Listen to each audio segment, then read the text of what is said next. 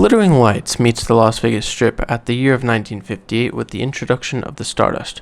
We can all remember the Stardust signature marquees outside that stood out from the rest with the original space and globe theme, then moving into the other versions with the most recognizable one being the later ones with the stars all around Stardust that lit up so elegantly. Cornero, who would be the original owner but would never get to see the day that the Stardust finally opened. He would end up passing away at the Desert Inn Casino on July 31st, 1955, from a heart attack. He was gambling $37,000 at a craps table and got into a heated argument with the dealer over a $25 chip.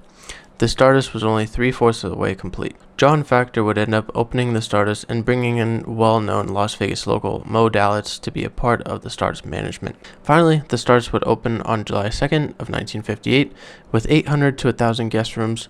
It would be the largest casino resort at that time in Las Vegas. It opened with a 16,000 square foot casino, a 140-foot long bar, and a 105-foot long Big Dipper pool. When many hear the words Stardust Casino, I'm sure we all think of Lido de Paris, the first topless French revue that would be performed here in Las Vegas. It was a well-known show that would go on to play for years to come and bring many from afar. The original outside marquee and casino logo stood out from the rest with a 216-foot long earth and ring of stars in the front. In 1968, Howard Hughes would attempt to buy the Stardust but was unsuccessful. In the 60s, the Stardust would get many changes with a tower addition, bringing the total of rooms closer to 1,500, and then many new restaurants. Two of the more famous ones being Moby Dick and Aku Aku, which was a very popular Polynesian restaurant. One of the two stone statues that was outside of the restaurant is actually located on an island at the Sunset Park located in Las Vegas, which I did not know of until doing research for this. Kino would be another addition in the 60s,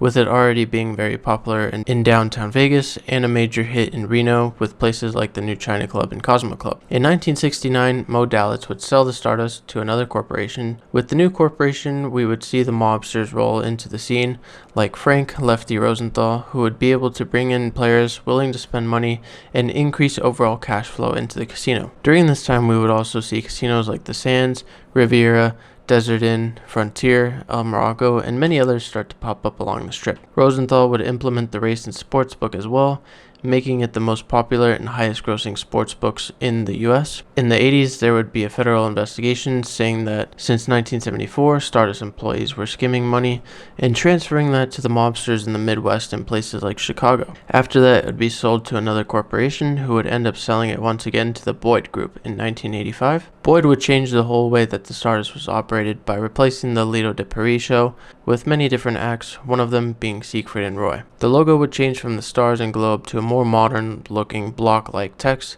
that would stay up until it finally closed. The Stardust would remain to be popular by those who visited Las Vegas, but ultimately wasn't as profitable as all of the other casinos on the strip. So in 2006, Boyd would end up closing the Stardust and it would be imploded on March 13th, 2007 to make way for the Echelon Casino Resort that would never get finished because of financial problems during the recession. But with present day, it would be the site of the new Resorts World Casino that should be opening up in summer of 2021. To end off, let's talk about a few of my favorite Stardust chips.